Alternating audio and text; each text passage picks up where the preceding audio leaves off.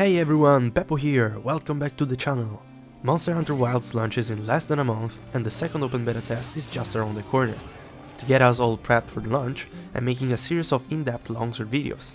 This is episode 3, so if you missed the first two, definitely check them out. Today we are diving into the Spirit Blade combo and the brand new Crimson Slash attacks. I'll be sharing all the important details, some handy tips, and my thoughts on the changes the devs have made in Wilds. Keep in mind, this is based on the early November open beta test build, so things might change in the final game. If they do, I'll keep you updated. Alright, let's kick things off with the Spirit Blade combo. Just like in previous games, you use R2 for Spirit Blade first, second, third, and finally Spirit Roundslash, which levels up your Spirit gauge. You can also do a Spirit Step Slash, R2 after a Fate Slash, that combos directly into Spirit Blade third. Each of these 5 attacks consumes a specific amount of spirit, but some can regenerate spirit if you are running low by using the Spirit Charge, though this comes at the cost of reduced damage. Spirit attacks negate the stagger animation from light knockback attacks and also grant Mind's Eye. Each Spirit Blade Slash has a 1x modifier for part breaks, element and status. Spirit Blade first attempts to use 10% of your spirit and consumes 1 point of sharpness. It can be performed even with the longsword sheathed. If you don't have enough spirit, the motion value is reduced from 31 to 14, but landing the slash will regenerate 10% of your spirit. After any attack, you can perform Spirit Blade first forward, backward, left, or right, depending on your left analog stick input. Spirit Blade second attempts to use 15% of your spirit and consumes 1 point of sharpness. If you are doing a Spirit Charge and don't have enough spirit, the motion value of 30 is halved, resulting in half damage. If you input a direction with the left analog stick, Spirit Blade second becomes 2 slashes with motion values of 14 and 26, for a total of 40. Interestingly, the overall sharpness consumed will still only be 1 point, since each slash only consumes half a point. Both Spirit Blade first and second can be used to reposition yourself while attacking, allowing you to evade monster attacks while staying on the offensive. Spirit Blade third attempts to use 25% of your spirit and consumes only 1 point of sharpness for all 3 slashes. This is a huge improvement because in previous games this attack has always consumed 3 points of sharpness, 1 for each slash. As we'll see later with other multi-hit attacks, the total sharpness consumed has been adjusted to always be 1, which significantly slows down the overall sharpness consumption. If you don't have enough spirit while doing a Spirit Charge, the motion value of 14 plus 19 plus 34 is halved, dealing half damage, but each hit regenerates 10% of spirit. Unlike Spirit Blade first and second, Spirit Blade third can only be executed on the spot. However, the last hit can be cancelled in 3 different ways. You can interrupt it by rolling, by performing a Force Slash, or by doing a Special Sheath. Spirit Blade third has always been a high commitment move, and expensive in terms of sharpness, but in Wilds this seems to be less of an issue thanks to these changes. Spirit Roundslash is the final attack in the Spirit Blade combo. Landing it successfully levels up your spirit gauge, and when that happens it stops your spirit gauge levels from decaying for 5 seconds. It's also important to note that, unlike in Iceborne, whenever you level up the gauge, your spirit doesn't go to 0 anymore. You keep the spirit you had before leveling up. Spirit Roundslash attempts to use 20% of your spirit and consumes 1 point of sharpness. If you don't have enough spirit after a fully charged Spirit Charge, the motion value of 38 is halved, dealing half damage. This move has always been highly committal due to the follow-up sheathing animation, which made sense because it was the only way to level out the spirit gauge in the past. In Iceborne, you could cancel it with a Special Sheath, which mitigated this issue. However, in Wilds, since there are now several ways to level up the gauge using other moves, it's possible to cancel the sheathing animation in many different ways, drastically reducing the commitment of Spirit Roundslash and allowing the hunter to keep attacking or quickly get out of dangerous situations after landing it. After landing a Spirit Roundslash, you can cancel the auto sheathing by rolling, doing a Step Slash, a Rising Slash, or even a Fate Slash. By performing a Special Sheath, a Focus Strike Unbound Thrust, or even a Spirit Thrust. While in Red Gauge, you can also chain a Spirit Roundslash into a Foresight Wear Slash, which is pretty crazy, and you unlock a new follow-up attack called Spinning Crimson Slash by pressing R2 after a Roundslash, but only in red gauge. If you press triangle after a Roundslash in red, instead of doing an overhead slash, you perform a Crimson Slash first. I'll talk more about these new Crimson Slash attacks in just a moment. As you know, red gauge gives you unlimited spirit for 45 seconds, 50 if you enter it with Spirit Roundslash, but it constantly depletes.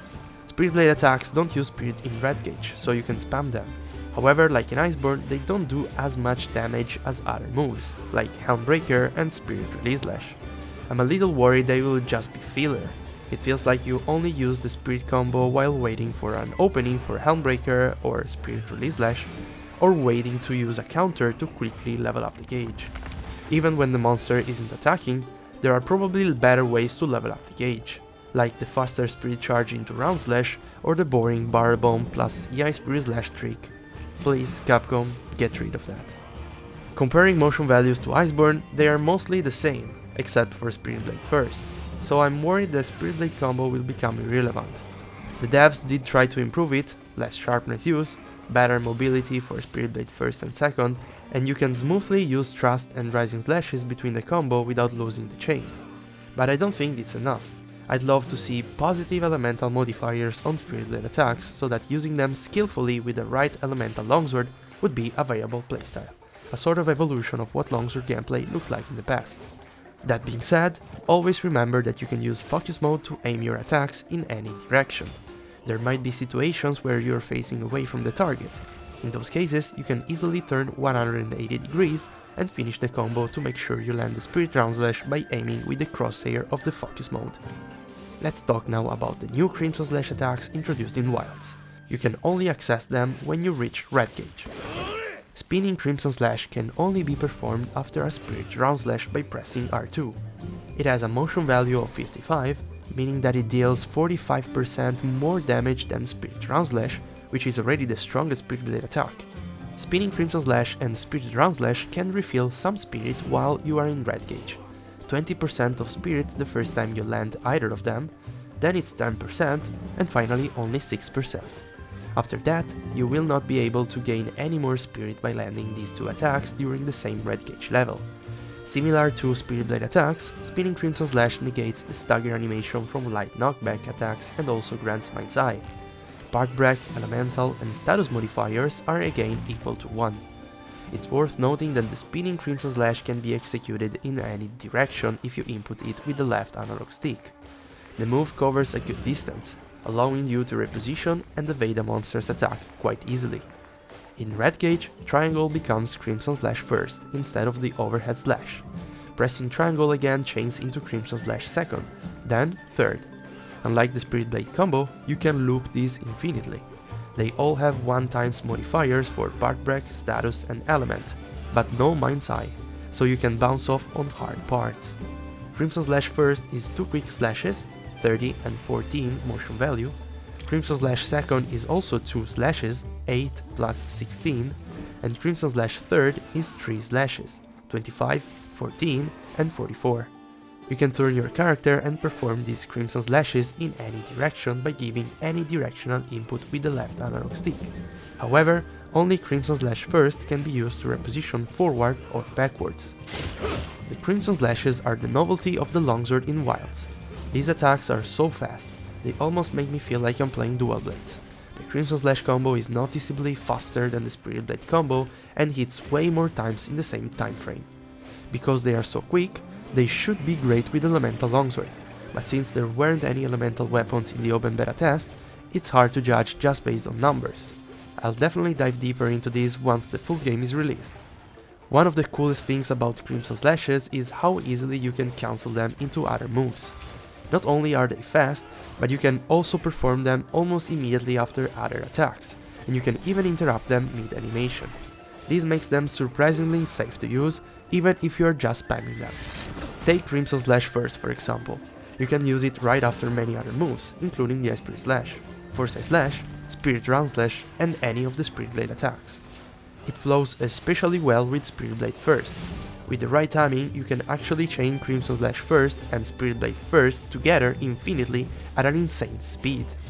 If you watch it in slow motion, you can see that you can skip part of Crimson Slash first, second slash animation with Spirit Blade first, and then immediately chain into another Crimson Slash first, creating a crazy loop. This short combo is surprisingly powerful, with a total motion value of 75, and its speed suggests it will be excellent with elemental longswords.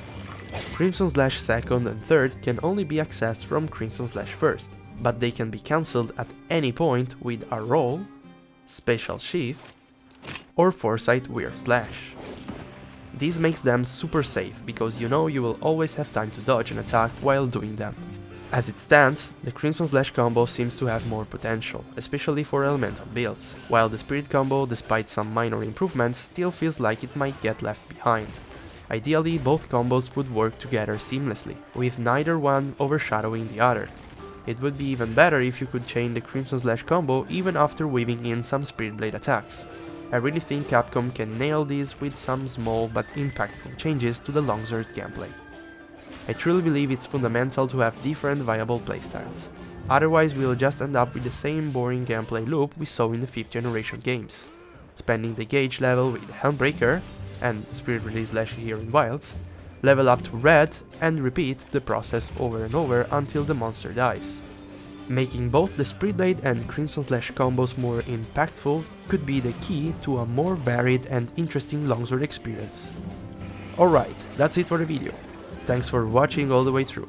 I hope you found it interesting and maybe picked up something new. If you enjoy my content, please consider subscribing to the channel. I'll see you around in the Open Beta Test 2 this Friday. Just a quick reminder, I'm gonna stream Monster Hunter Wilds the Open Beta Test 2 on my YouTube channel. See you there, bye!